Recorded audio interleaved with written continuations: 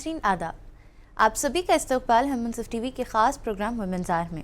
एक ऐसा प्रोग्राम जहां हम बात करते हैं सक्सेसफुल सेल्फ मेड वुमेन के जर्नी की, ताकि आप सब तक उनकी कहानी पहुंचा सके, जिससे हर ख़वातीन इंस्पिरेशन और मोटिवेशन ले सकें।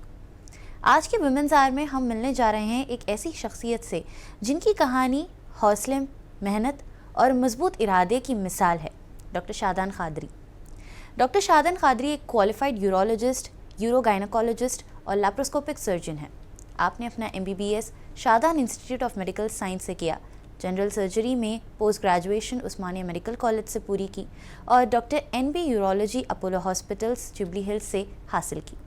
आप आंध्रा और तेलंगाना की पहली मुस्लिम फीमेल यूरोलॉजिस्ट है और देश की पहली कुछ ख़वातीन यूरोलॉजिस्ट में आपका नाम शामिल होता है, जो अपने आप में एक बड़ी फ़ख्र की बात है।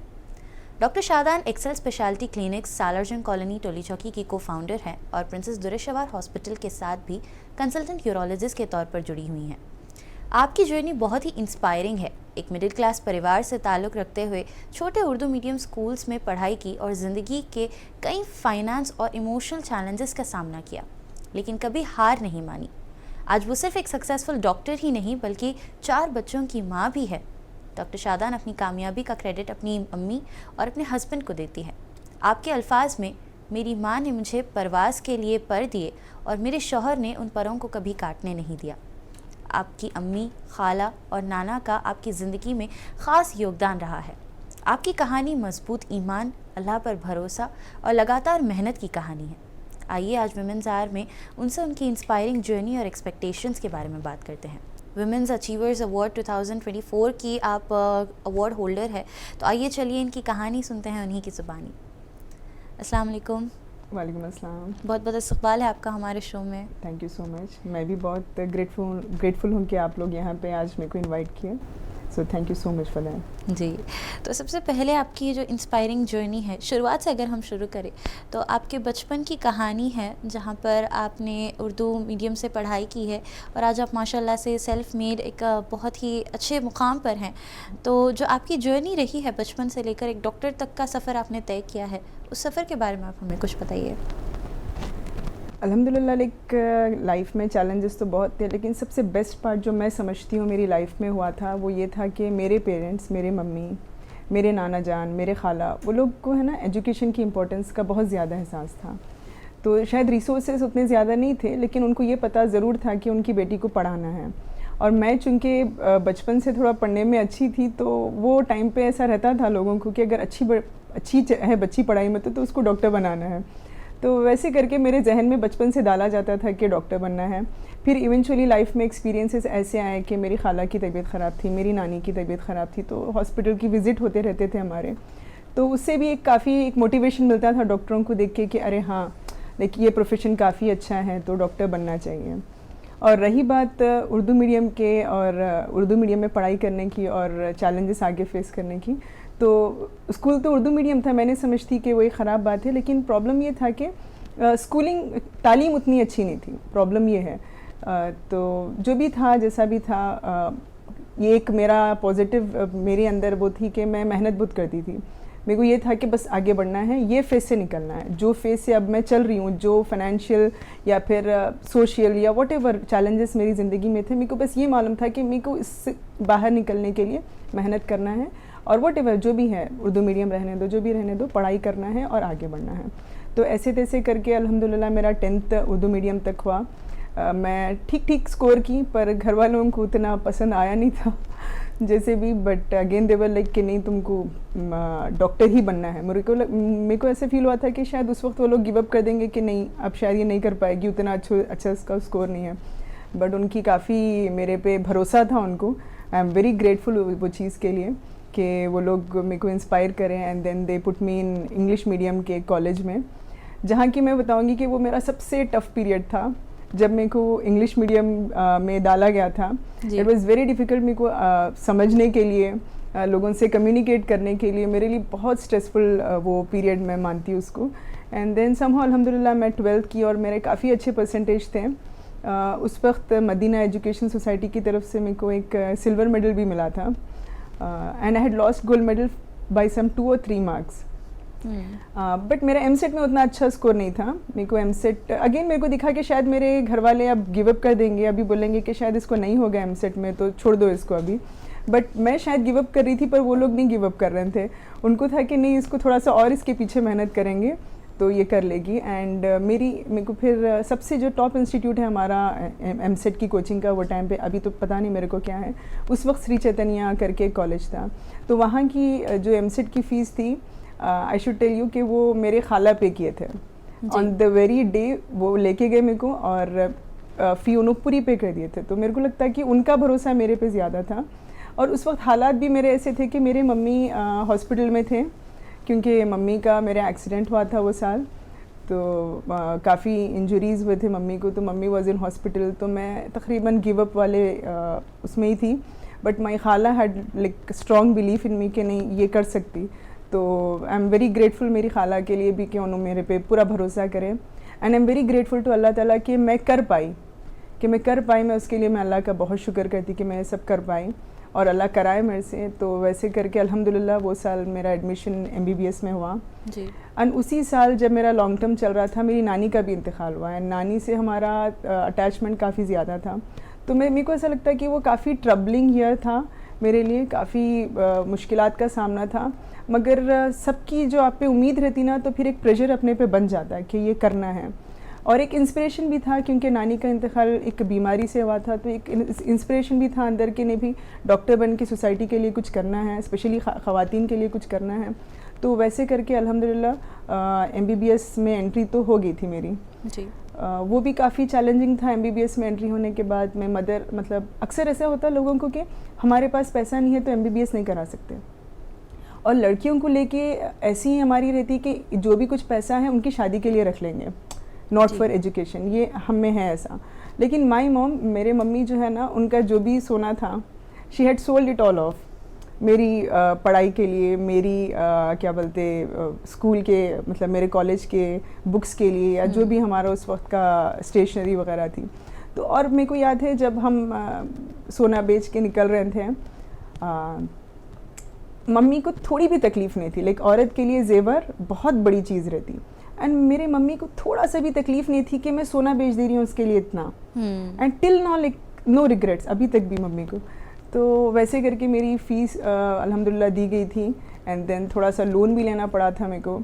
वैसे करके अल्हम्दुलिल्लाह MBBS मेरा मैं MBBS में गई, और मैं अपनी फैमिली की पहली डॉक्टर हूँ अल्हम्दुलिल्लाह माशाल्लाह। तो दैट्स हाउ अभी तक का रहा MBBS तक का सफ़र जी। यहाँ पे आपने जो अपनी इमोशनल जर्नी शेयर की है वो वाकई बहुत हार्ट टचिंग है। एंड आई मस्ट से कि ये जर्नी आपके लिए आसान नहीं रही होगी, क्योंकि बोलने के लिए काफ़ी आसान लगता है, बट जब किसी के ऊपर बीतती है कि इतने सारे लाइफ स्ट्रगल, एंड स्पेशली जब ग्रैंड पेरेंट्स का हाथ हमसे छूट जाता है, तो वो एक बहुत ही हर्टफुल पीरियड होता है, जिससे ओवरकम शायद से हम लाइफ लॉन्ग के लिए भी नहीं कर पाएंगे।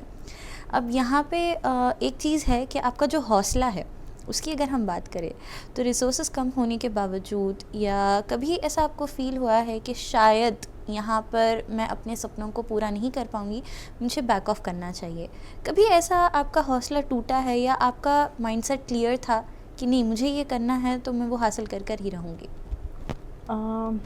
हौसला टूटा तो मैं ऐसे नहीं बोलूँगी, लेकिन कैसा था मेरा भरोसा उस वक्त, मैं चूँकि छोटी थी तो मैं हर चीज़ के लिए मेरे मम्मी पे डिपेंड रहती थी कि मम्मी शायद अब लग रहा नहीं हो सकता है। मम्मी मेरे ऐसे नहीं कि बहुत ज़्यादा बात करते हैं, बहुत कम बात करते, तो वही बोलती थी कि देखो बेटे आपके हाथ में मेहनत करना है आप करो, ये मत देखो कि दूसरों का बैकग्राउंड कहाँ से है, दूसरे कहाँ से आ रहे हैं, उनकी एजुकेशन कितनी अच्छी है, वो सब आप मत देखो, आप अपना करो बस। तो वैसे था। और फाइनेंसेस का तो मम्मी का कैसा था कि शी लाइक कुछ भी करूँगी मैं, आई डू, वो तुम टेंशन मत लो। And but in the process ऐसे हो रहा था कई मरतबा कि I had to give home tuitions, मैं घर जाके बच्चों को पढ़ाया करती थी ताकि मेरे छोटे मोटे खर्चे निकल जाना। तो वैसे करके रहा। एंड देन मेरी शादी भी बहुत जल्दी हो गई जी। मेरी शादी में MBBS 3rd ईयर में थी तभी हो गई थी मेरी शादी। तो घर वाले काफ़ी नाराज़ थे, स्पेशली मेरे नाना बहुत नाराज़ थे कि अरे बच्ची, पढ़ने वाली बच्ची की शादी आप इतना जल्दी क्यों कर रहे हैं। मगर मम्मी वॉज लाइक कि नहीं, लड़का अच्छा है तो मैं मुतमईन हूँ, मैं कर दूँगी शादी अभी करके। तो वैसे करके मेरी शादी जल्दी हो गई थी। तो सब लोगों को लगा था कि शायद यहाँ पे इसका ख़त्म हो जाएगा अभी, एक अक्सर देखने में आता ना कि अब शादी हो गई और लड़की की मतलब जो जर्नी रहती है एजुकेशनल जर्नी तकरीबन पॉज तो हो जाता है एटलीस्ट। लेकिन अल्हम्दुलिल्लाह आई मस्ट गिव क्रेडिट मेरे हस्बैंड को कि उन्होंने कभी मेरे को रोके नहीं पढ़ाई करने में। मैं 3rd ईयर में थी, फिर मैं 3rd ईयर का एग्ज़ाम लिखी, वो क्लियर की, फाइनल ईयर हुआ मेरा। फिर मेरा जब इंटर्नशिप था उस वक्त मैं प्रेग्नेंट भी थी। अल्हम्दुलिल्लाह मेरा ऐसे तैसे करके इंटर्नशिप हो गया and towards the end of internship मैं माँ भी बन गई थी। मेरी सब बड़ी बेटी हुई उस वक्त एंड देन तब सबको लगा था कि 9 तो ख़त्म है अभी इसका, अभी और ज़्यादा कुछ नहीं करेंगी, यहीं तक का था इसका सफ़र जो था जी। लेकिन ऐसे हुआ नहीं अल्हम्दुलिल्लाह। मैं शायद 1 साल का ब्रेक ली थी क्योंकि मैं फिज़िकली और मेंटली बहुत ज़्यादा मेरे पे असर हुआ था फर्स्ट प्रेगनेंसी या डिलीवरी का। बट माई हस्बैंड हमेशा एक कांस्टेंट सपोर्ट थी, लेकिन नहीं आपको करना है। मैं चाहती थी कि मैं छोटे मोटे हॉस्पिटल में कुछ DMO जैसा जॉब कर लूँ, पर वो हमेशा रोकते थे, बोलते थे कि नहीं शादा नहीं आपको करना ही नहीं है, ये आपको सूट नहीं करता, ये आपकी पर्सनैलिटी को नहीं सूट करता, जो आप अपने आप को इतनी इज्जत देते हैं आपको ऐसा जॉब नहीं सूट करता, तो आप बेहतर आप मत करिए, तो आप पढ़ाई करिए और आप PG में सीट लीजिए। तो मेरा हमेशा ऐसा रहा कि जो भी एंट्रेंस एग्ज़ाम में दी हूँ उससे पहले एक चैलेंजिंग टाइम बहुत आता और उससे मेरे को एक पॉजिटिव एक इंट्यूजन होता है कि नहीं इतनी मैं चैलेंजेस फेस करी, अल्लाह ताला भी एंट्रेंस मेरे से क्लियर करा देते जी। तो वैसे ही करके PG के टाइम पे मेरा हेल्थ और मेरी इमोशनल लाइफ थोड़ा सा मैं डिस्टर्ब थी उस वक्त। तो मैं अल्लाह ताला से दुआ करी कि अल्लाह ताला जब भी मेरे साथ ऐसा होते, मेरे हालात जब बहुत ज़्यादा ख़राब होते हैं, फिर आप मेरे को कुछ ना कुछ मेरे साथ अच्छा करते। एंड वैसे करके फिर PG में मेरे को मिला।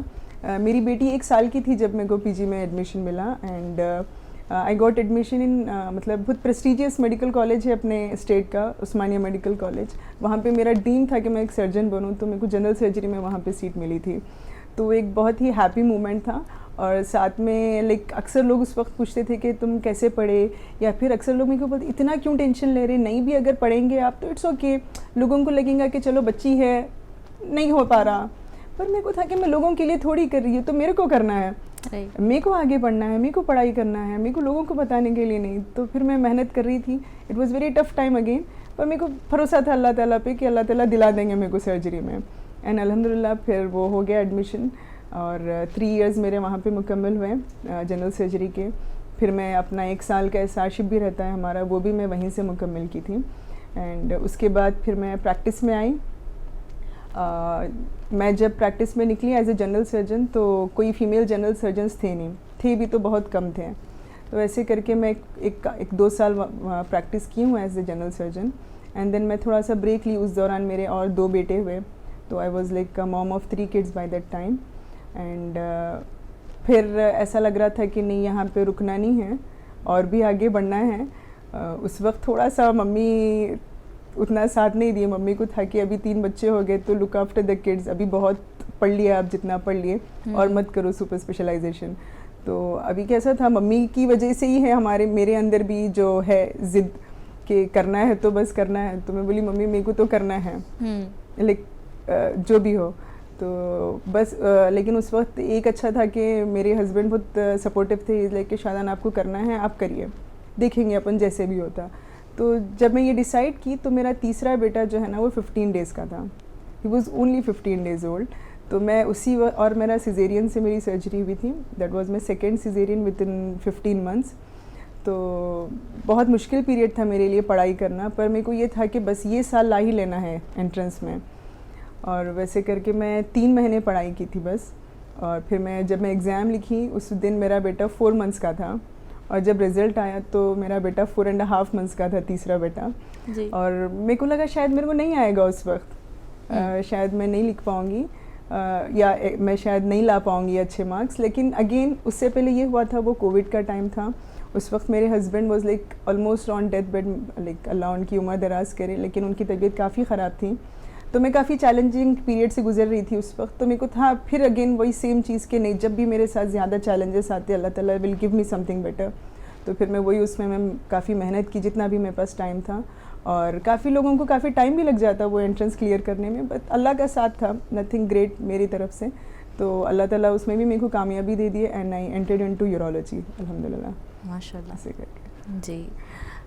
तो अब बात आती है कि आपका ये जो मुश्किल दौर था, एक मुश्किल पीरियड था जहाँ पर चैलेंजेस आते ही थे लाइफ में, तो सबसे ज़्यादा हिम्मत देने वाली कौन सी ऐसी बात थी आपके पेरेंट्स की तरफ से या आपके हस्बैंड की तरफ से? कौन सी ऐसी चीज़ थी जो आपको सबसे ज़्यादा मोटिवेट करती थी और हिम्मत देती थी? मेरा मानना ऐसे है कि जब आप एक कठिन सफ़र आपका रहता है ना, तो वो खुद ही एक मोटिवेशन रहता है आपके लिए कि उससे बाहर निकलना। जी। तो उसके लिए आप कुछ भी करने के लिए फिर राज़ी हो जाते हैं।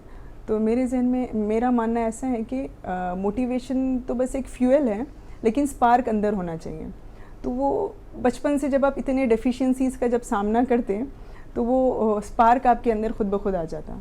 जी। तो वो स्पार्क के लिए फिर मोटिवेशन की उतनी ज़रूरत नहीं रहती है, बट हालात के साथ आप मोटिवेट हो जाते। बट ये एक स्ट्रॉन्ग मेरा पॉइंट था कि आगे बढ़ना है, जहाँ मैं हूँ वहाँ पे रुकना मेरे को नहीं है।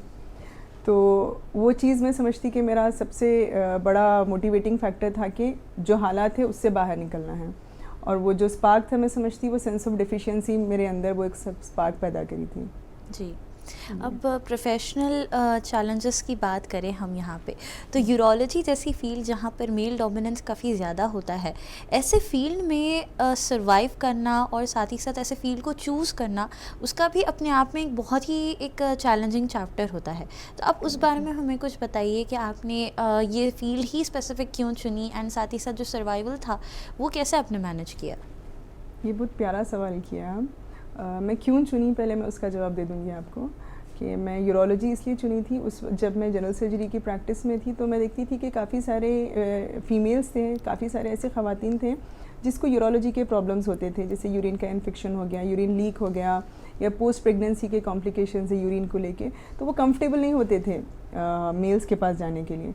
और एज ए जनरल सर्जन मेरे को लगता था कि वहाँ पे मैं शायद उनको सही से इलाज नहीं कर पा रही, वहाँ पे मेरी प्रैक्टिस लिमिट हो जा रही, वहाँ पे मैं शायद नहीं कर पा रही वो। तो वो एक चीज़ थी, अगेन वो सेंस ऑफ एक डेफिशिएंसी थी कि मैं ये नहीं कर पा रही, तो ये करने के लिए नेक्स्ट क्या करना है। तो वैसे करके मैं फिर सोची कि नहीं, सुपर स्पेशलाइजेशन अगर करूँगी तो फिर यूरोलॉजी में ही करना है। And definitely it's very challenging. Like जब मैं मेरे कॉलेज में गई थी, मैं अपोलो जुबली हिल्स से मैं की हूँ अपना यूरोलॉजी, तो वहाँ पे वो लोग पहली मर्तबा एक फ़ीमेल रेसिडेंट को देखे थे यूरोलॉजी में। तो आई एम वेरी ग्रेटफुल, हमारे जो मेरे कंसल्टेंट थे डॉक्टर सुब्रमण्यम, वो काफ़ी मेरे साथ हेल्प, मतलब उनका बर्ताव काफ़ी अच्छा हुआ करता था। लेकिन फील्ड के अपने चैलेंजेस होते हैं कि आपको आपका दिन रात देखे बिना आपको काम करना होता है, तो वो चैलेंजेस डेफिनेटली मैं फेस की हूँ।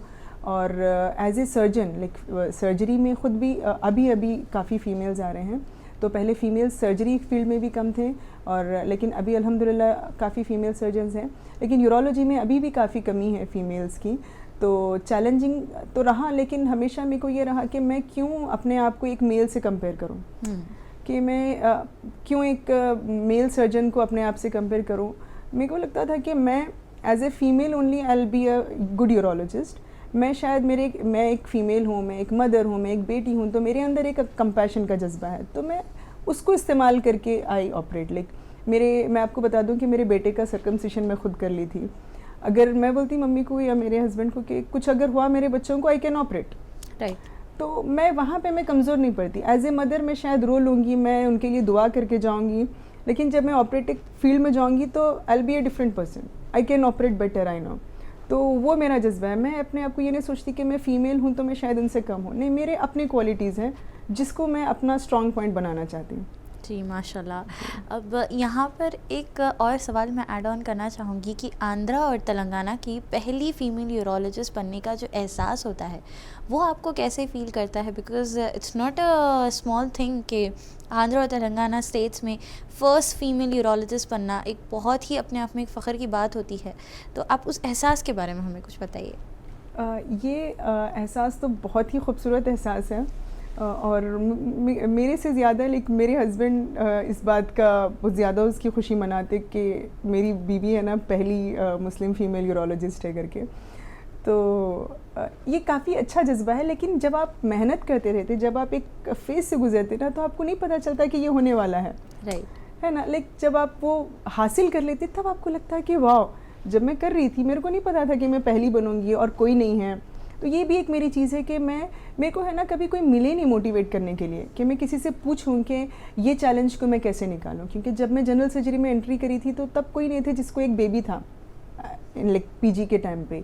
जब मैं यूरोलॉजी में आई, जब भी कोई नहीं थे जिसके पास इतने सारे बच्चे थे और उनको यूरोलॉजी करना था, तो मेरे को कोई मिले नहीं मोटिवेट या डीमोटिवेट करने के लिए, तो वो एक अच्छी बात है। तो अपना रास्ता मैं खुद ही कार्व करते रही, और उस वक्त पता नहीं था कि मैं पहली बनूंगी, लेकिन व्हेन आई डिड इट तब जाके पता चला कि हाँ ये हो गया अल्हम्दुलिल्लाह करके। जी, अब यहाँ पे जब आपके पेशेंट्स आते हैं तो जाहिर सी बात है आपका एक मोटिवेशन वहीं से आया है जहाँ पर आप ये फील कर चुकी हैं कि यूरोलॉजिकल प्रॉब्लम्स डिस्कस करने के लिए फ़ीमेल्स काफ़ी ज़्यादा हेजिटेट करती हैं। तो आपके पेशेंट्स के साथ ट्रस्ट बिल्ड करना और साथ ही साथ उन्हें काउंसल करना, ये जो पीरियड है ये आप कैसे मैनेज करती हैं, उनका ट्रस्ट कैसे जीतती हैं और साथ ही साथ उन्हें कंफर्टेबल कैसे फ़ील कराती हैं, उस बारे में आप कुछ बताइए। सबसे पहली बात तो ये है कि फ़ीमेल्स हैं ना, फ़ीमेल के साथ ही कंफर्टेबल रहते हैं। और मैं चूँकि एक फ़ीमेल सर्जन हूँ, उस वक्त मेरे को लगा था कि जब ओटी में भी जब फीमेल्स जाते थे उनका एक अपना रहता है कि वो कम्प्लीटली कवर्ड रहें, हाँ, और सिर्फ फीमेल स्टाफ रहे साथ में।